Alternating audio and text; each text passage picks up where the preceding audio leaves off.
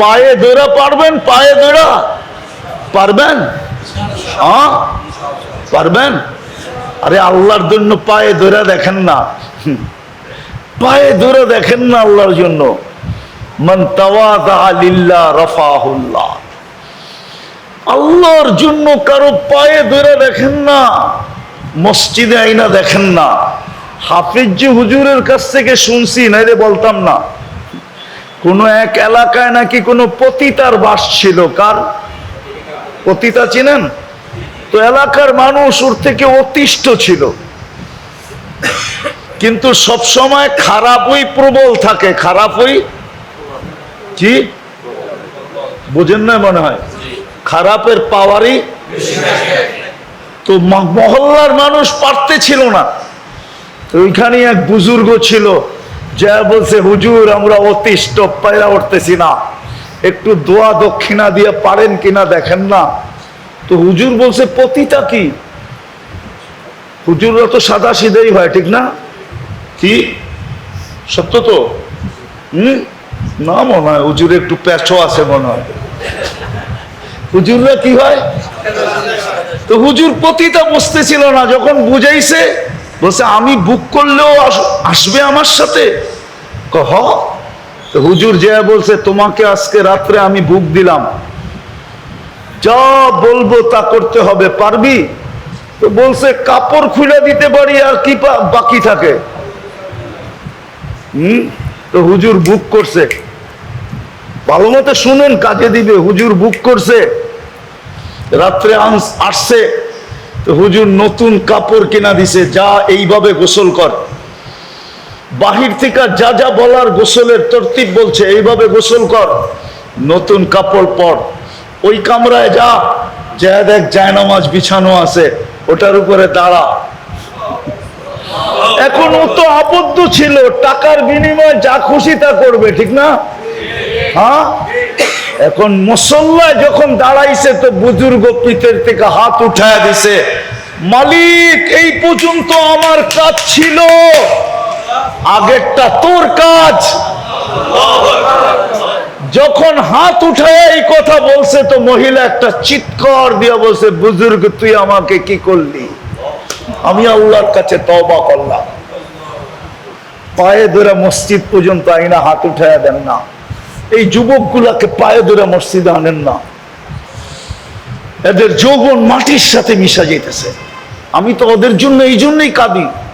ওরা যদি জানতো ওদের যৌবনের দাম কত, ওরা যদি জানতো বিনিময়ে মিলবে কি, আমার বিশ্বাস ওই কর্তবী রহমতুল্লাহ আলাইহি যে যুবকের কাহিনী লেখছেন, ওনার কিতাবে আমার সমাজের যুবক এরকমই হতো। সারা রাত্র ইবাদতে কাটায় দিত, আর সারা দিন রোজায় কাটায় দিত। নিজেকে লজ্জাপতির মতো আল্লাহর ভয়ে গুটায় নিত।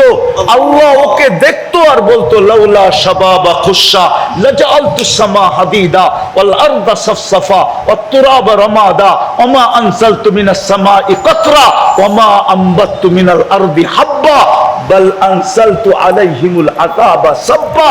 আল্লাহ যুবককে দেখা দেখা হাসতো আর বলতো, তুই না থাকলে আকাশ লোহার হইতো, জমিন তামার হইতো, বৃষ্টির একটা ফোঁটা না, শস্যের একটা দানা না, আমি একের পর এক আযাব দিয়ে ধ্বংস করে দিতাম। কিন্তু যুবক, তোকে দেখলে আর পারি না। তুই তো নিজেকে লজ্জাপতির মতো গুটায় নিছস। ও যুবক, আল্লাহর কাছে তুমি প্রিয় পাত্র হইতে, বিদায় এই পরিবেশ তৈরি করতে রাজি? কে কে রাজি দেখি? যে পর্ব এবং মহেশপুরের পরিবেশটাকে পায়ে ধরে এরকম বানাবো। নামান বানান ঘরে যায় বলেন। আজকে মুসলমানের দুরবস্থা এই জন্যই, কোন গুনার কারণে আমার মনে হয় না। আমার মনে হয় সবচেয়ে বড় গুনাহ এটাই যে আল্লাহ ডাকে মসজিদ খালি, বাজার ভরা। আল্লাহ ডাকে মসজিদ খালি, অফিস ভরা। আল্লাহ ডাকে বাজার মসজিদ খালি, হাট ভরা। আল্লাহ ডাকে মসজিদ খালি, আদালত ভরা, প্রত্যেকটা জায়গা ভরা, বাজার ভরা। হাট ভরা, রোড ভরা, ঘাট ভরা, মেল ভরা, ফ্যাক্টরি ভরা, মানুষে খচাখচ ভরা, অফিস ভরা, আদালত ভরা, ক্ষেত ভরা, খামার ভরা, বাড়ি ভরা, ঘর ভরা, সব জায়গায় মানুষ আর মানুষ। আল্লাহ ডাকে, মসজিদ খালি। আজকে মনে হয় মুসলমানের দুরবস্থার কারণ শুধু এটা। আর এক জায়গায় আমাকে এটাই প্রমাণ করে, ইহুদিদের কিতাবেও লেখা আছে, তালমুতে লেখা আছে, যেদিন মুসলমানের জুমার জামাত আর ফজরের জামাত মুসল্লির দিকে সমান হবে, ওই দিন মুসলমানের বিজয়ের পালা শুরু হবে। এর আগে জান দিলেও কিছু হবে না। যেমন 65,000 জান দিয়ে দিছে। কত কত? কোথায়? গাজায়, গাজায়, গাজায়, ফিলিস্তিন, ফিলিস্তিন। আপনি ফিলিস্তিন আমার চেয়ে বেশি চিনেন না। আমি 15 বছর আগে ফিলিস্তিন গিয়ে আসছি। ফিলিস্তিনের মাটি আমাকে চিনে, আমি আশা রাখি। গলি গলি আমাকে চিনে। আমি চিনি ফিলিস্তিনের কোথায় কি রাখা আছে। ইব্রাহিম আলাইহিস সালাম কোথায় ঘুমায়, মুসা আলাইহিস সালাম কোথায় ঘুমায়, 70 জন নবীর চিহ্নিত কবর কোথায় রাখা, 45,000 সাহাবা কোথায় ঘুমাইতেছে ফিলিস্তিনের। আমি চিনি, আমার এই 2 চোখ চিনে। আমি অহংকার করে বলতেছি না। এই জন্যই মনে সাহায্য আসে না। কোত্থেকে আসবে? আল্লাহ ডাকে, তারপরও আসে না। বলবেন মসজিদ বলবেন, হ্যাঁ, আবারও অঙ্গীকার পাক্কা, হ্যাঁ। উলামায়ে কেরামকে সঙ্গে নিয়ে মসজিদ বলেন, উলামায়ে কেরামের সঙ্গে থাইকা মসজিদ ভরেন। আজকে ভরবে, কালকে সূর্য অন্য কিছু নিয়ে উঠবে, আমার বিশ্বাস। আর যতদিন মসজিদ খালি থাকবে, মুসলমানের চিৎকারে কোনো কাজে দিবে না, চোখের পানিও কোনো কাজে দিবে না। 2 বছর হইতে চলছে, আগামী অক্টোবরের 7 তারিখে 2 বছর হবে ফিলিস্তিনের যুদ্ধ। কয় বছর? কয় বছর? চোখের পানি জোরে নাই এই পর্যন্ত? না জোরে নাই? মিথ্যা তো বলতেছি না। জোরে নাই? জোরে নাই চোখের পানি? কোথায় গেল ওই পানি?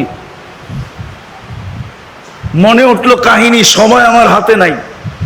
বাগদাদে বৃষ্টি আসতে ছিল না, দুর্ভিক্ষ, দুর্ভিক্ষ, বৃষ্টি নাই নাই নাই নাই নাই নাই। বাগদাদের সবচেয়ে বড় জামে মসজিদে ফজরের পর থেকে ওলামা, হাফেজ, মুফতি, মুহাদ্দিস, ওই যুগের সমস্ত মুসলমান এসে ঢুকছে। আর এশা পর্যন্ত দোয়া করছে, কোনো দোয়া বৃষ্টি আসে নাই। মালিক ইবনে দিনার বলেন, এশারের পরে যার যার বাড়িতে চলে গেছে। আমি মসজিদে বসে ভাবতেছিলাম, এটা হইল কি? এত লম্বা দোয়া, এখনো বৃষ্টি নাই। তো একজন কৃতদাস আসছে, জীর্ণ শীর্ণ, ছিঁড়া পারা কাপড়, এমন হ্যাংলা পাতলা, মনে হয় ফু দিলে উড়া যাবে। মসজিদে 2 রাকাত নামাজ পড়া দোয়া করতেছে, আল্লাহ মালিক, বৃষ্টি বন্ধ করছো বান্দা তোমার কাছে আসার জন্য। ফজরের পর থেকে নিয়ে আসা পর্যন্ত তো তোমার কাছেই ছিল, এখনো তো বৃষ্টি দিলা না, এখন দাও, এখন। মালিক ইবনে দিনার বলে, আমি দেখতেছিলাম যে মেঘ নাই, কোত্থেকে যেন মেঘ উড়ে আসলো, আর তর্জন গর্জন করে বৃষ্টি বর্ষিত হইতে শুরু করলো। আমিও আটকায় গেলাম, কৃতদাসও আটকায় গেল। বৃষ্টি বন্ধ হলো, ও বাহির হয়ে চলে যেতে লাগলো। আমি পিছে পিছে চললাম, যে দেখি এক বাড়িতে ঢুকলো, যেই বাড়িতে কৃতদাসের ব্যবসা হয়। যে খুঁজতে খুঁজতে ওরে পাইলাম, এক কোনায় বসে আছে। মালিককে জিজ্ঞেস করলাম, এটা বিক্রি করবে? এটা তো ভাদাইমা, একে নিয়ে কি করবে? এটা তো জীর্ণ শীর্ণ, কৃতদাস তো কিনে কাজের জন্য, এটাকে তো বসায় বসায় আমিও খাওয়াইতেছি, তোমারও খাওয়াইতে হবে, কিনা লাভ কি? তুমি বেচবা কিনা এটা বলো। তো মালিক ভাবছে মাথার থেকে বিপদ সরাইলি ভালো, যা পাই।